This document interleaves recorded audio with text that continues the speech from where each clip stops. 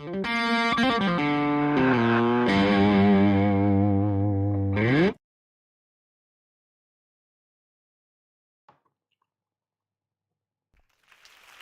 good morning. Sorry, I'm actually on a minute late. I was sitting here responding to a text from Rosemarie Barris online, and I didn't even get. I just let time slip away from me. How's everybody doing today? I sent an article around today. We were talking about euthanasia for people with severe illness, and we talked a little bit about maybe even people who wanted euthanasia for psychological illness. So I decided to send that article around to you today. Uh, I won't do that very often. I don't want to be that kind of teacher that's always sending students things they think are interesting. But I hope you're doing okay. If somebody's in the chat bar, go ahead and type in chat and tell me hello. I'd be curious to see. Are we running?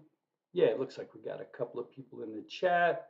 Fantastic. Good morning, Nicole. Good morning, Imani.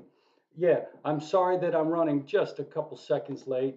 I was chatting with Rosemarie about class. Monica's here as well. Hi. So I promise that'll be the one and only article that I send you all semester long. I'll go ahead and read it. What do you think? Youth, should we allow help people commit suicide if they are suffering from some sort of psychological disorder that they can't seem to get relief? I don't know if we should do that.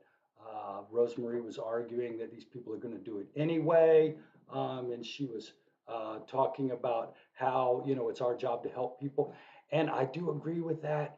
But God, I just don't know. It just seems like you're sliding down a slippery slope. I'd be interested to see what you think. Okay, cool, Nicole. I'd be curious to hear what you have to say. Let's go ahead and actually, let me see, and move on to today's lecture. I was actually looking at the article myself. I'm sorry, I was in the wrong place. Okay, chapter 16, socio-emotional development and middle adulthood. Remember, we're talking about that time from when you have established yourself as a family to just about retirement. So let's think of you as being having your own family from that time until when you retire. So at this time, you're taking care of kids. You may be part of the sandwich generation where you're taking care of your parents as well. You're probably a supervisor in your job. You may, I don't know, with today's economy, you may not be able to, but back in the old days, you had a house, you had a car, you had tons of responsibility. This is that period of life where you are carrying the load. You've become that person you never thought you could be. I wake up some days and go, holy cow, I can't believe I'm a grown up now. I still sometimes think of myself as Chris, that 16-year-old. But then I wake up and look at the 401k, the house in the yard that needs cutting, my two sons in their early 20s, and I go, wow, man, I have built something here. It's a little creepy and scary sometimes because I never thought that I could do this, but voila, here I am. So, what's this time like for me and for other people? What this says is that generally speaking, you are never going to feel as good as you are in your 40s and 50s. And I talk to a lot of my friends, and we are all now confident people. We've gotten over the anxieties of our 20s and 30s. We've established ourselves in jobs that we feel good about. Nobody feels quite as confident as a 40-year-old person. If you folks have parents who are in their 40s, go ask them, and they'll tell you that you really start to feel good about yourself in the 40s and 50s. All those anxieties go away. You're at the height of your powers, man. So, generally speaking, this is going to be a time of well being. And when you survey people about things, you can look at the qualities that we're looking at. Your feeling of personal growth, your purpose in life, how autonomous or self controlling you are, how good you feel about yourself, how good you feel at mastering your environment. These are all things, man, you are rocking on right now. Okay, Monica and Imani can confirm. Okay, I'm not going to call anybody old. I just know I'm middle aged. Okay, fantastic. Good. Okay, so we have some confirmation here. Now, what you notice, just as a side note, look at what happens as we get move into old age. Look at the two things that are going to drop as we get older: your personal growth and your purpose in life are going to sort of tank. You're perfectly seasoned. There you go. That's what I like to say, Monica. I am perfectly seasoned. I'm done, right? And you're going to notice that as you get older, your sense of purpose and your sense of growing is going to go away. But remember, if you remember from last night's video about that 109-year-old guy, dude, he had a sense of growth and purpose in his life. And I think we were talking about the qualities that sort of helped extend his life. And I think it's because he was able to find some personal growth and some purpose. So think about that, Monica and Imani and the rest of you as you move into old age. But right now, dude, you are going to feel awesome in your 40s. You're going to feel like you can control everything, right? Now, let's go back and talk about Erik Erikson. Remember, we've been talking about him the whole semester. We're not quite at the end of his theory right now, and I'm sorry about the color. I'm not sure how good the color looks on this. It looks like it's not coming through very well. But we're in the seventh stage of personality development. He called generativity versus stagnation. This is the human being in the family context, okay? So if you think about it, we're trying to manage this identity that we have when we were 18 and 19. We were trying to figure out who we are as a human being, right? Who am I politically, sexually? What am I going to be when I grow up? You've got this identity thing. In your 20s and 30s, you're bonding with another person and trying to build this small unit called a family, right? And it's all about how do I integrate another person into my identity and going from Chris Roddenberry, the single guy, to the Roddenberrys, right? That's intimacy versus isolation, and how do I manage that in my personality? And so that's me and another person. Now you're 40 and 50 and you're going to wake up. You've got kids, you've got people, a large group of people you're now responsible for. Parents are old, you got to take care of them. You are probably a supervisor at work right now, so you take care of people at work. In a sense, you are struggling with two competing needs. Number one is the need to take care of everybody you are around. Imani, Monica, tell me it's not the truth, right? We are parents. We got to take care of the kids. We got to take care of our older parents. We got to take care of our partner. We got to take care of the house. We got to build a nest egg for the future. We got to take care of all these things. And I've got a colleague at work that's got 4 children, ranging from 8 to 17, and her whole life is about taking care of these children.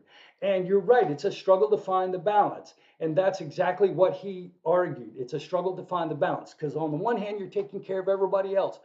On the other hand, you don't want to lose yourself. Who is Monica? Who is Monty or Shimei? What you do, some people wake up and find that they're in their 40s and 50s, and all they've done is think about everybody else for their entire life. And who am I? Okay, there you go, Monica. So sometimes you're so busy thinking about everybody else that you forget about Monica. But you know what? Monica had dreams. Monica has desires. Monica wants to be things. Monica wants to take care of herself too, right? So you have this balance between doing what I want to do and what makes me whole as a person and taking care of the entire tribe that I have developed in this thing. And so he argues that the big thing for people right now is to manage all these parts of the identity and not lose themselves. Now, here's the thing. Some people, on the other hand, that's why I say corporate career, decided to go back to school and pursue my passion. There you go. Monica's doing that. Now, here's the deal. There are penalties to her family for Monica's decision. Leaving the corporate world, she was probably making more money. So that's a cost to her family. And I guarantee you, Monica probably had to think about what I'm giving up to pursue my dream. That was a choice she made, balances, right? And she did a good thing because you can't lose yourself. Now, some people, Monica, lose themselves. They get so focused on everybody else that they wake up one day and 40 and 50 and they don't know who they are. They are overextended in their personalities, right? Now, so these people are overextended. Now, the problem that goes the other way is some people, you know what, they're so focused on their career that they let their family slide, they let their responsibilities slide. They're basically so focused on being themselves and their own identity that they're not great family people, or they don't build the relationships and that sense of community that's needed. These are this, and this leads to what we would call self-absorption. Self-absorption. So here's the deal. As Monica's saying, you want to be a balance between being self-absorbed and being all about you, but at the same time, you don't want to lose your own sense of self, your own dreams by taking care of everybody else. And this is sort of the psychological battle that is occurring to people like me, to people like Monica, at this particular point in our life. And Erickson captured that. You're really trying to manage all aspects of yourself and not lose your dreams. What I notice is most of my 53-year-old buddies have quit living for themselves, and all they do and think about and talk about are their kids growing up. You know what? I still have dreams. Now, I'm interested in seeing my boys grow up, and I want them to grow and be happy and make me proud, but damn it, I'm not done, right? But some people do nothing but live through their kids, and now they're done. They're just sitting around waiting to die. Don't sit around and wait to die. Be like Monica. Be like me. Develop yourself as well. Now, if you manage to remember, we said that every personality stage, if you do a good job managing that stage, you will develop a personality virtue, right? Right. And so we were talking about hope, will, uh, uh, purpose, competence. Those are the things you learn in childhood, those fundamental internal qualities. And then you develop a sense of fidelity. If you develop a good identity, you buy into society. You develop love if you are able to manage the intimacy versus isolation. In this particular stage, the the virtue that Erickson argued was what he called care, the ability to care about the world, right? So it's another positive quality of personality. So fidelity, love, and care, three important virtues that occur that develop if you manage these stages in adulthood, right? And so now, as adults, we're managing our identity, which includes our story of who we are, how we got here, what groups we're involved in, what we are as individuals. And you're going to continually manage yourself throughout your entire life. My kids just grew up and moved out of the house. I'm having to reinvent myself as Chris, Chris, the empty nester, right? My wife and I are having to renegotiate that. So that's sort of the emotional task that's occurring at this age. I probably said too much and bored you on that. I see Ryan Wheeler's now on the broadcast. Thanks for dropping in. We're talking about Erickson's seventh stage of personality development. Now, Erickson's not the only one who talked about personality development and what it means to deal with emotions and to develop our sense of identity as we get older. Another guy named Levinson thought about it in sort of a different way. So this gentleman went out, and this researcher went out and interviewed 40 successful men. Psychology has been sexist. He went back and later looked at 40 successful women. You might ask yourself, why exactly did he start with men? Unfortunately, psychology and psychologists are sexist just like everybody else. They started out with the seasons of a man's life. Women have a life too. So he went out and interviewed these 40 successful men and later successful women to ask them about their identity to develop. What's the process of developing an identity? What has occurred in your lifetime? You might or might not think that agree with um, um, Erickson's theory. In Erickson's theory, identity development moves in one direction. And it almost suggests as if once you complete a stage, you don't need to go back to that stage. And you know, the deal is Levinson found that it's not sort of unidirectional like this. And he sort of wanted to know exactly what is the process of how personality develops, identity develops, and transitions and changes during our older adulthood. And talking to these successful people, he found that people describe going through in their life stable periods and transitions, right? Times when you really knew who you were, and times when you had to reinvent yourself. And you would reinvent yourself, and then you would come back and develop a stable identity. And then you might have to reinvent yourself again. If you think about it, we all have to do that as we move into new careers. You may have to move to a different area where you have to reinvent yourself. You may move to a different line of work. You may move to a different corporation. In a sense, Monica, she's going back to school. She said, F the corporate world. She had a stable period where she was a corporate person, and she said, screw this, I'm going back to school and change my identity. Monica is one of those successful people who's in one of her transition periods. And so he argued that that you can have stable periods and change. Now, the typical process is that we typically all start with a dream, right? And then a period of achieving that dream. So most of these people talked about having a dream. When I was 16, I wanted to be a psychologist. I had no idea it would look like this, but I knew that I wanted to be a psychologist early in my life. Everybody, these successful people all started with a dream of what they wanted to be. Ryan, what do you want to be? Imani, Shamay, what do you want to be? We all started out with a dream, a vision for our future life, including the goals and desires. You know, here's the crazy thing. I actually thought that I would walk around school wearing one of those gowns and those professor hats. That's really what my dream started out at as a little kid when I wanted to be a professor. My dream, right? Now, we then go through this period, and I went into my teens and 20s just focused on this idea psychologist, psychologist, psychologist. There were many dips and humps, many twists and turns.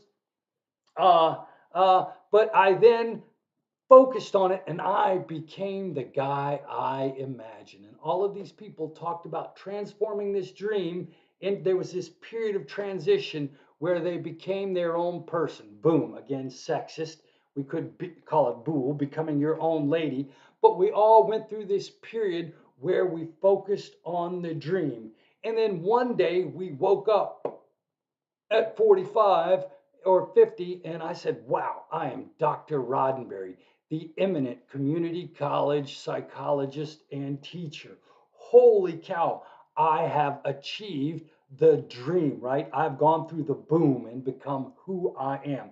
And all of these people talked about having to have a dream and then the work to get a dream. Now, what does this mean? Ryan Wheeler, I'm looking at his comment right now. And thank you for saying that, Ryan, because you start me out on my next point. In order for y'all to meet that success, at some point you've got to engender a dream of some sort. One of the things that one of my sons had was he had a dream. Dad, I want cash. And he told me that when he was 13. Dad, I want cash. That was his dream. And so it was easy to focus him, right? Sometimes you may have a child who's 18 or 20 or 21 who doesn't really want anything. They're just kind of floating around. Before the dream can happen, you have to have the dream, right? So take this as being knowledge that you need to, successful, you need to focus on it. You know what? It may not be what you get. My psychology career has not looked exactly like what I thought it was, but I had that dream and it caused me to engage in all the activities that brought me to where I am right now. Oh, you're just saying that. Thank you, Ronnie. I actually am a failed human being with lots of weaknesses and limitations, just like every other human being. I just work on them. But thank you. That is kind of kind. And you know what, Ronnie?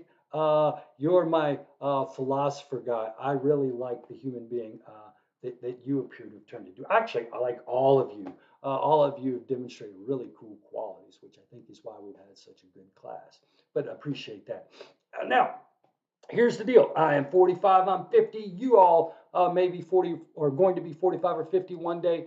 And then you're going to really have to come to grips with four conflicts in life, okay?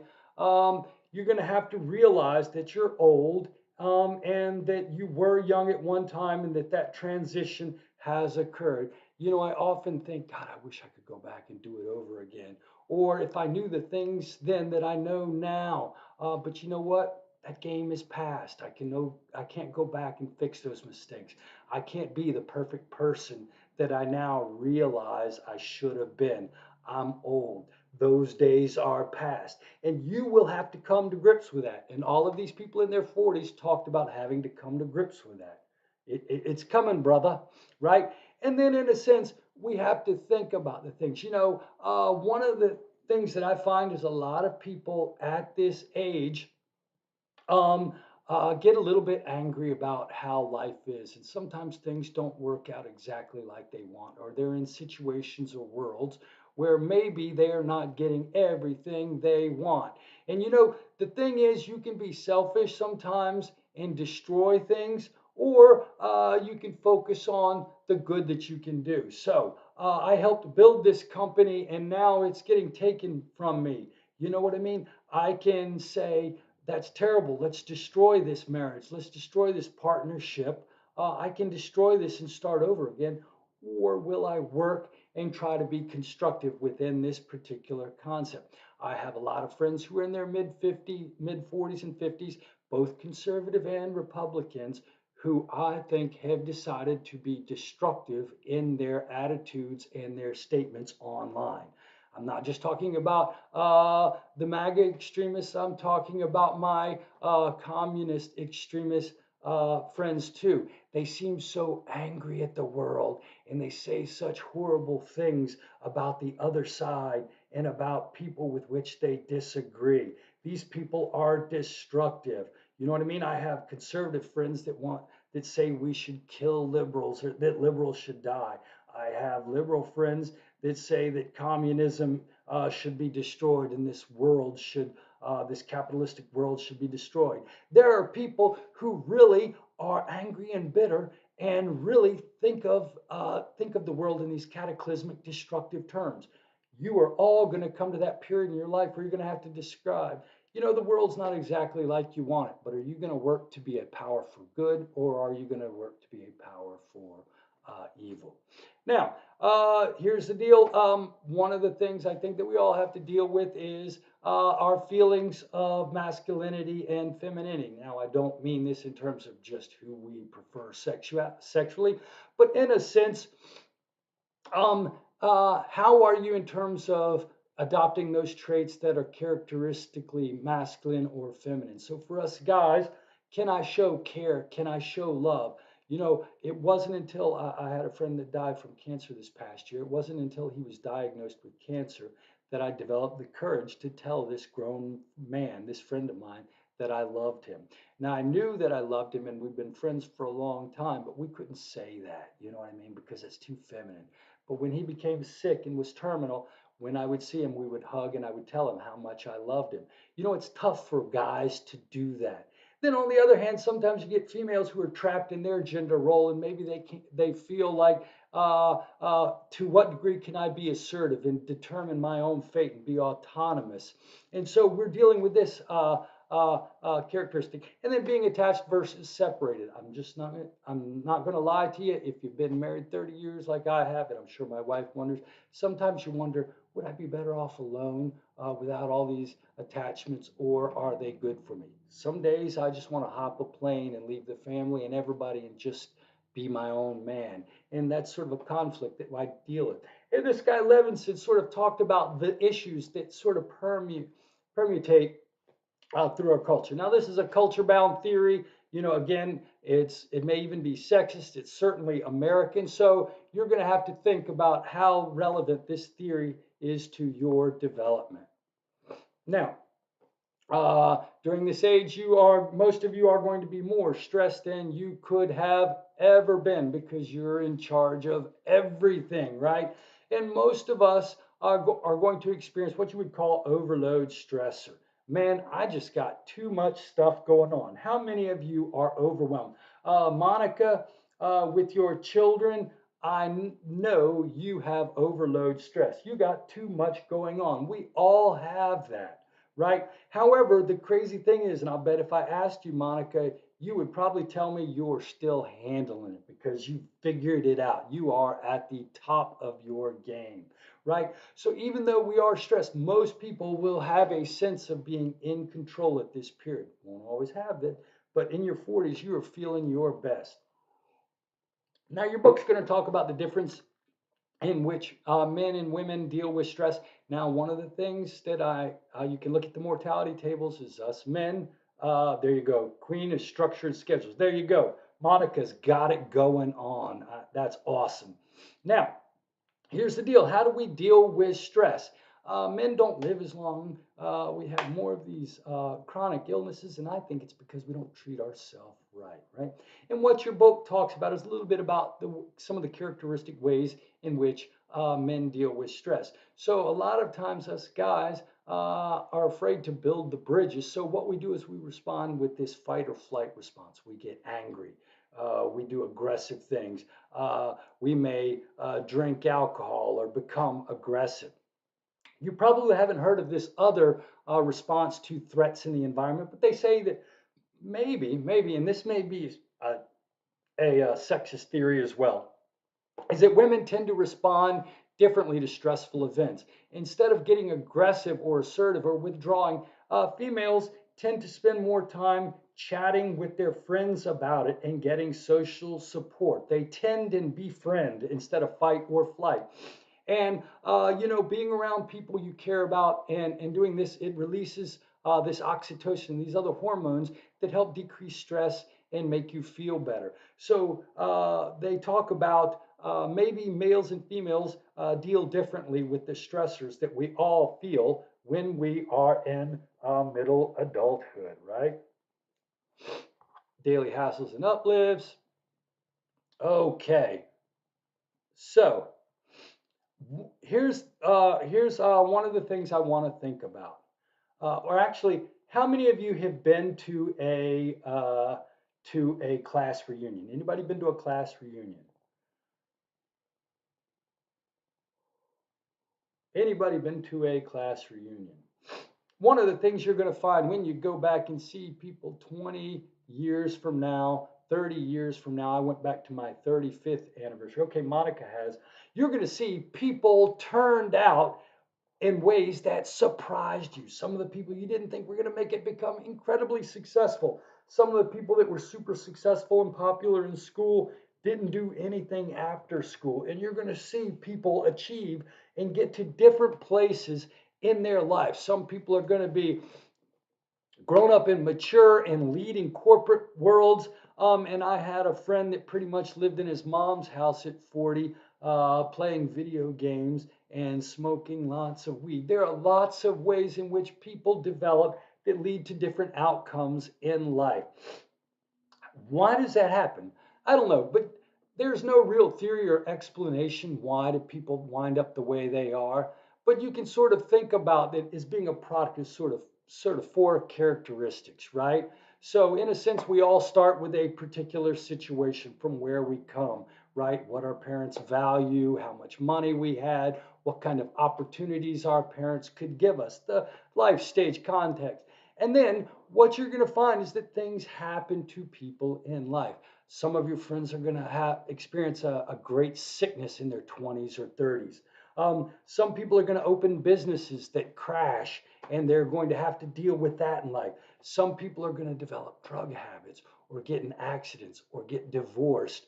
And so these life events, some of your friends are going to go to the military and life events are going to change that, right? And so something happens to you. And then, of course, we talk about socio-historical forces. COVID is affecting a generation of young adults.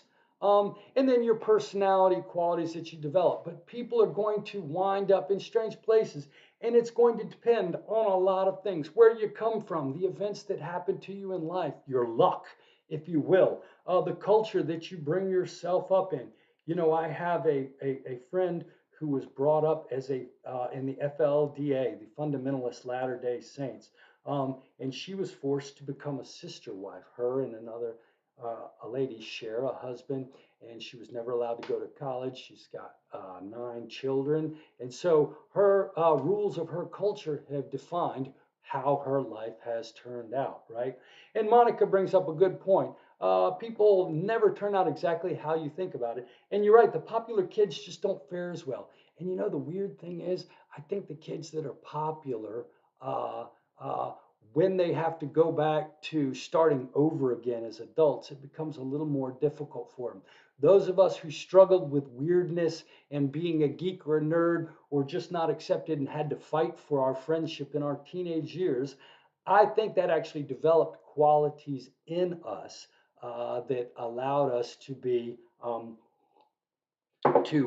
to, to develop these qualities that make us successful as adults. Yeah, it's really weird. You know, the research shows that boys who go through puberty first and are the coolest in school. You know, the boys that have chest hair and chin hair and look like men with the V shape. Those guys are extremely popular in middle school and high school. But it turns out that the boys who are developed later tend to have the most success as adults. And I would agree with you, Monica. It's like you can peak in high school, and sometimes I think people get comfortable. And then when you go to that period in adulthood where you have to start all over again, these people are unable to have the courage to go through this process. So, yeah, Monica, it is weird how you can be too popular in high school. Okay. Ronique.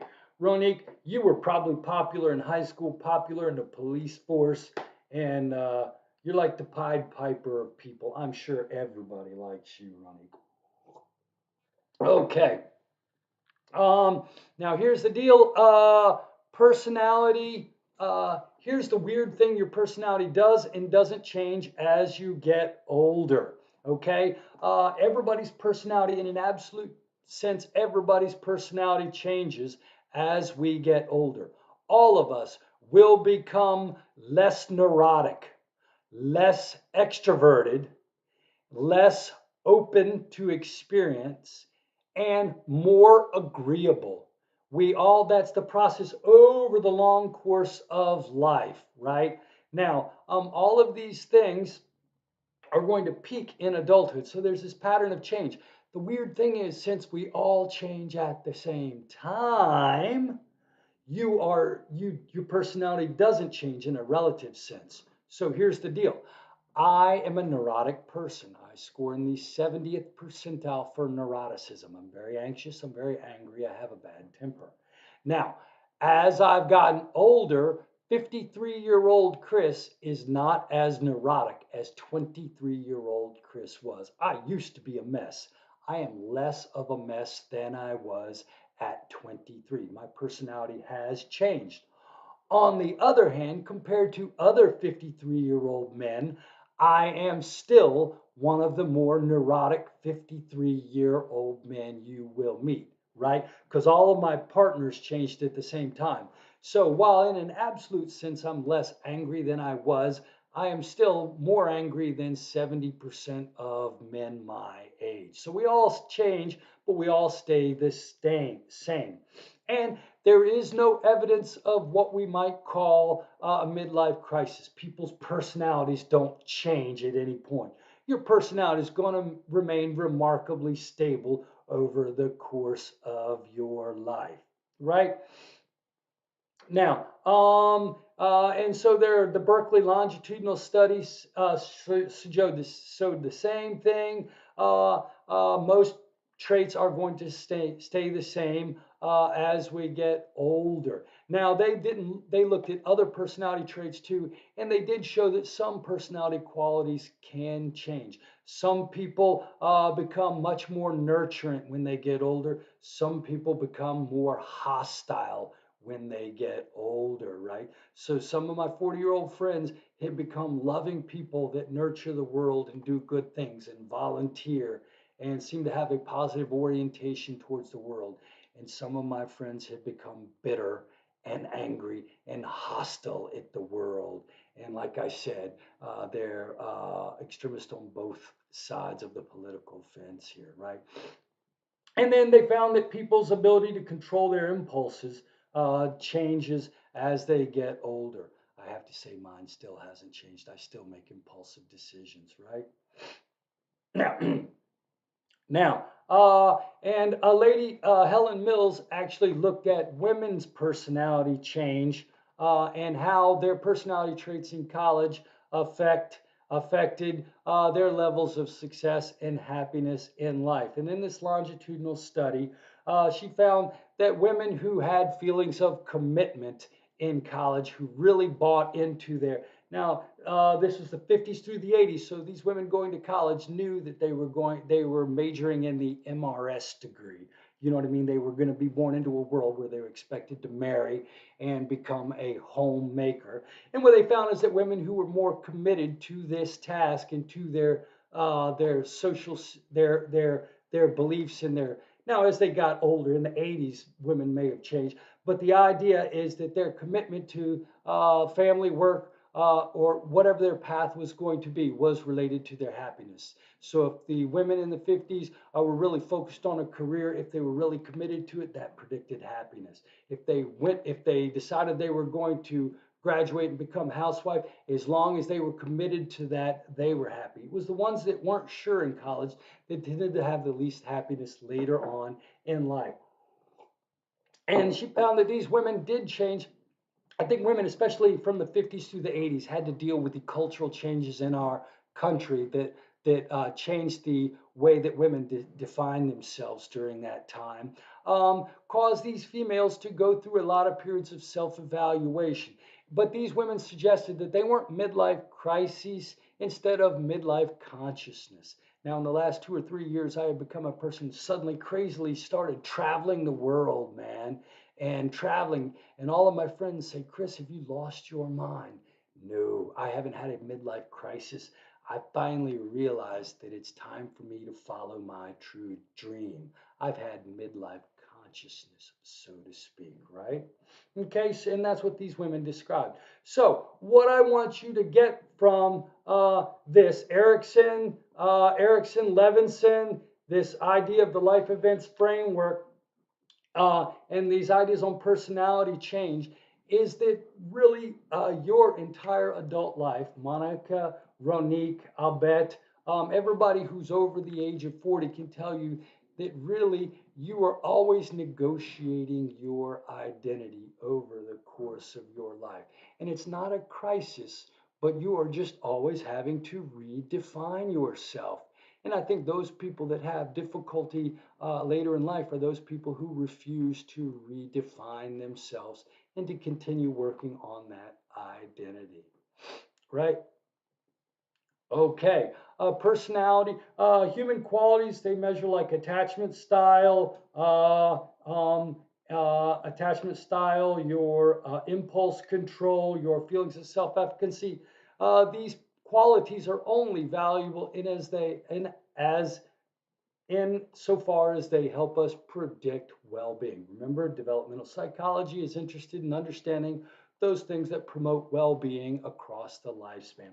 So, if you look at personality styles, what are personality styles? How are they going to relate to your adult outcomes? You know what? Being open to experience and willing to try new things is going to be associated with better health and well-being, and these people are going to deal better with stress. People who are high in conscientiousness are going to feel more feelings of self-control. They're going to be more successful professionally, and these feelings of self-control are going to protect them from feeling stressed out. People who are extroverted, because you're extroverted, you're more social, you're building those social contacts, you're going to be more satisfied in your relationships, and people who are extroverted actually live longer. Go figure, right? People who are agreeable, who are highly agreeable, tend to have more satisfactory relationships. Again, just like extroversion, people have better relationships. Remember, I suggested to you that social integration, social integration is associated with better well-being and a longer life. People who are more agreeable live longer. They have more satisfying relationships. Now, here's the bummer for me. I feel convicted because I'm an anxious, angry person. Neurotic, anxious people like me and my mother tend to die younger and experience more health problems. Remember, stress is associated with physiological changes. Chronic stress and anger is associated with physiological changes in your body, increased insulin level, sugar levels, increased fat levels, increased stress hormone levels, and these things have negative effects in the long term over your body. So people who are neurotic like myself are going to have more physical problems. So you folks took if you were in my class, you took the Big Five personality test last semester. Go back and look at your scores and see if there are any personality traits you need to work on. I do know this and I work on it every day. Ronique, it is the cross that I bear. I work on my bad temper every stinking day. Achoo! Achoo! Achoo! Excuse me, I'm allergic to myself, right? Okay, now, here's the deal. Let's think about how you feel right now at this point in your life and how is that going to predict your the rest of your life, right? Now, in this particular study, this done by George Vaillant, he looked at people born in different situations, people who were rich, people who were poor, and people who were in the middle class. And he wanted to figure out were there any qualities in any things in midlife right now at my age, at Monique's age, that are predictive of those people who live longer. So who's going to live a long time like the military vet, and which of us are going to be more likely to be sick? Now, here's the deal. Let's look at these end of life outcomes. He found that there tended to be three categories of people. It's a longitudinal study. So you measure them when they're 50 and then follow up when they're 80. And he found that you can generally think of people as being in three categories in their 80s and whatnot. You're going to see those people who are super and happy and well. And what he found is that he had a large group of people who were happy and they were also physically healthy. He found he had a second group of people who were either kind of sad or depressed or had lots of physical illnesses, right? And then he found that some of these people were dead at 80 years of age. And he went back to look at their surveys, their behavioral surveys in the 50s to find out which qualities could predict who would be in these three categories. And if you look, you see at the research right here. Number one, income level was not associated with outcomes. So it's not necessarily about being rich. That guy we met last night that's 109 years old, he doesn't have money, right? He's probably just a middle class, blue collar guy growing up in the South. He didn't have a ton of money, but it didn't matter. It's not the money. But here's the deal. The people who got exercise at my age, who didn't gain a lot of weight, who were in a happy marriage, who were thinking about the future and had a sense of purpose, those people, if you described yourself like that at age 50, you were most likely to be happy and well at the age of 80. So the things you can do to be in that happy group: get yourself some exercise, try to maintain a good weight, find you a good partner, a good marriage, and always be focused on what's next, right? You're always thinking about what you're going to achieve. Now, he found that those people who tended to drink a lot and smoke we're the most likely to wind up dead at 80. And I've had two friends die in their mid 50s, and both of them were drinkers. Both of them were overweight, um, and both of them had been in divorces. I'm not saying that's the cause, but in a sense, there are qualities about yourself that are going to predict these longer outcomes. Remember, what we're trying to do is to live lives that include well being that are also long. We want to live a long time. We want to live a healthy life. We want to live a happy life. So, what are some things that you can do to help protect yourself? You can avoid being an alcohol abuser. Now, actually have to control myself because I will tend to drink 3 or 4 beers a day, 5 beers a day if I don't control myself. So what I do is I buy a little bit of beer every week, and when I drink it, it's gone. That's my life, right? So I'm not saying, it's easy to become a moderate drinker and wind up drinking a lot of alcohol. So try not to drink too much alcohol. You know what? Exercise and maintaining your weight. I'm going to say that again, again, and again. Get your butts to the gym and maintain a healthy weight. I'm not trying to fat shame anybody. I'm not trying to tell you you're not a nice person. I'm just trying to say that there are negative medical outcomes associated with being overweight. So get in the gym. And then also to the degree that you are in a stable marriage. Now, a good marriage is better than a bad marriage. I'm not saying stay in that bad argumentative marriage, but if you can develop a good marriage. And it actually turns out for some reason the piece of paper seems to matter when it comes to outcomes. Not sure why, but the numbers do show that for some reason that certificate seems to be associated with a little bit of bump over just being in a monogamous relationship. Everything is good in moderation except for crack. Good point. Oh, you're funny. Okay. So the empty nest is not sad. Me and all my buddies are now moving into the empty nest. Here's the deal. There's actually a branch of psychology called positive psychology. It is the scientific study of those factors that make us happy. Okay. And I hate to say this, but the experimental data, the survey data suggest that life satisfaction decreases when you have children. Ask myself, ask Monica, ask, I think, Imani, you have kids.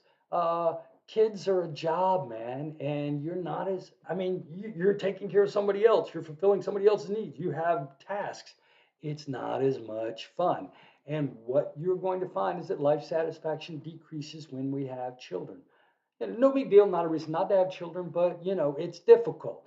And so what you're going to find is that when the children leave the nest, most people's life satisfaction increases. My buddy Walt across the street's having more fun now that his kids are grown up than you could ever imagine, right? Now, and in today's world, your children may come back a little bit during this age, but you know what I mean? They're going to launch, and it turns out that research suggests that the empty nest is not sad, but it's actually a little bit happier, Monica. So one day that your happiness will rise a bit. I promise. Right now, longevity is making grandparent a growth industry. Back in 1900, only 4% of 10-year-olds had all four grandparents. Now here in 2020, 80% of 30-year-olds have living grandparents. We're having grandparents, great grandparents. Because of what we've learned in developmental psychology, people are surviving longer. And so grandparents are a bigger thing than they were back 120 years ago. I'm not a grandparent. I can't talk about being a grandparent, but I've heard that is a source of reward. You start to see sort of the circle of life, if you will. It's a way, grandchildren love grandparents. So as you move a little older and maybe your kids don't want you don't need you as much anymore, you get these grandchildren again, and it can lead to a sense of purpose. Remember, as I showed you at the beginning of class, purpose decreases as we get old later in life. This may be a way of maintaining a sense of purpose. Now, which type of grandparents did you have? Did you have formal grandparents, fun-seeking grandparents, or distant uh, uh, uh, grandparents? Now, think of formal as those grandparents that were always around you, that were interested in you, but they were the grandparent and you were the child. And they basically talked to you about what you were doing, but they didn't play with you, so to speak. That's sort of the formal grandparent role. Then you got those grandparents that are taking you places, fishing, hunting, to the this, to that. My dad's new wife, my mom died 20 years ago, and he remarried a lady who was a grandparent, and she's more of these fun-seeking grandparents that plays with her kids. Right, my grandparents were formal as well, Monica. Actually, no, mine were sort of distant. We didn't live near them. When I went around them, they were nice to me, but I didn't talk to them every day. They were more of my distant figure grandparents. My wife was actually raised by her grandparents. So when she sees how I interacted with my grandparents, and we were distant and I hardly ever talked to them, she was shocked. But you know what? That's just the way my life developed, and I had distant figure grandparents. So, what kind of grandparents did you have? Okay, I am out of time. I have run all of your time. Please go ahead and look at the last two slides on your own. Next week, we will be talking about old age, what it means to really grow up and to be at that end of the life where we're going to talk about old age. You've disengaged from work, the kids are gone. What are you going to do those last 20 or 30 years of your life? That's going to be the focus of next week's class. Hey, don't forget to do the discussion board so you can get credit or extra credit, whatever the case may be. But have a great day. Does anybody have any questions before I go? I think not. I'm going to go ahead and let you go. And y'all have a great day. Take care, and I will see you next week. Bye.